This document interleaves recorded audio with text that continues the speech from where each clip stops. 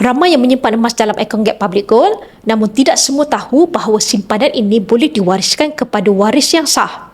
Akaun Gap adalah akaun simpanan emas fizikal yang sah dari segi undang-undang dan boleh dimasukkan ke dalam pengurusan harta pusaka apabila berlaku kematian pemilik asal. Sekiranya pemilik akaun meninggal dunia, waris perlu mengemukakan beberapa dokumen asas, antaranya sijil kematian asal, salinan kad pengenalan waris serta pengesahan sebagai waris yang sah.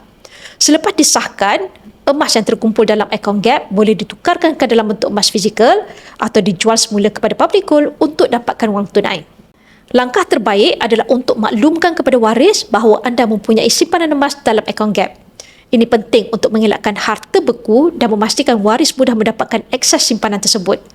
Ingat, emas bukan sahaja lindungi nilai kewangan anda, tetapi juga warisan bernilai untuk generasi seterusnya. Dan Gap memudahkan proses ini secara sistematik dan sah.